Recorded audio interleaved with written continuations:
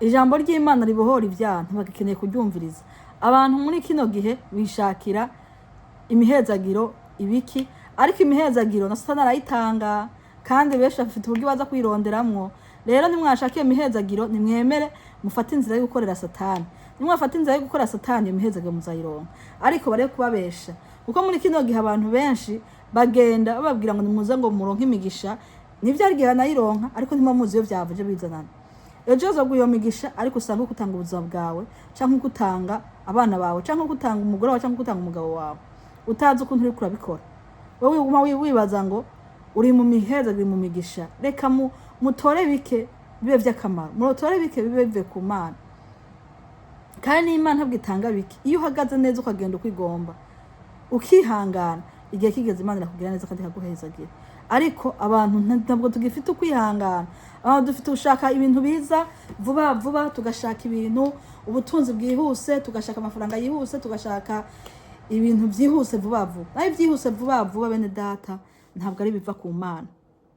Gerageza ihangane, Imana yacu nta kintu kimwe idashoboye, Imana yacu nta kintu kimwe idatanga, byose biragenda neza. Kuko kino ijambo Imana tubwira ngo benshi bazozimira, baza babwira ngo Kristo ngo ari hariya, ariko ngo bazoriko barabesha ngo mwirinde ntimujeyo.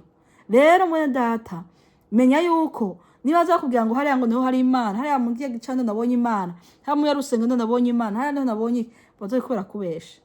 Rero wowe ubwawe cyane igicaniro cyawe cama caka, ufata ibihe byawe byo kubana n'Imana, ufata ibihe byawe byo gusenga.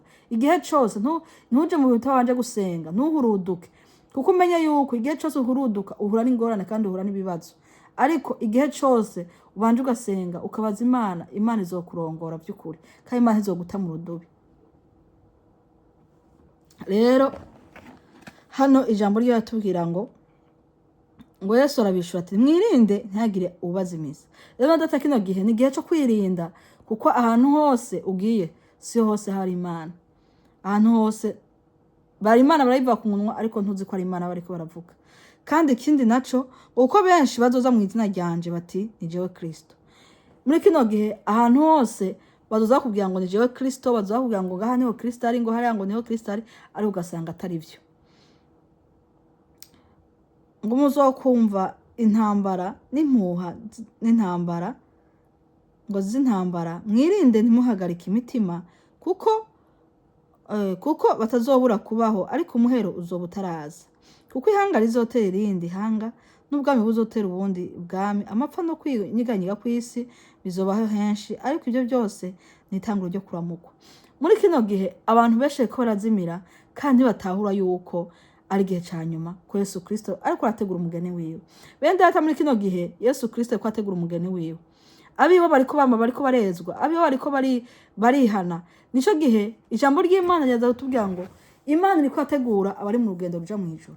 Muri kino gihe abantu bariko baraja muri mu rugendo ruja mu ijuru, ko bahura intambara nyinshi, bariko bahura n'ibibazo byinshi, ariko bamwe kandi benshi ugasanga ko bagwanywa na bene se, ariko benshi bakagira ngo ni bene se ko barasengana, ariko nabo Satani yaje arungika nk'ingabo zo kuza kugwanya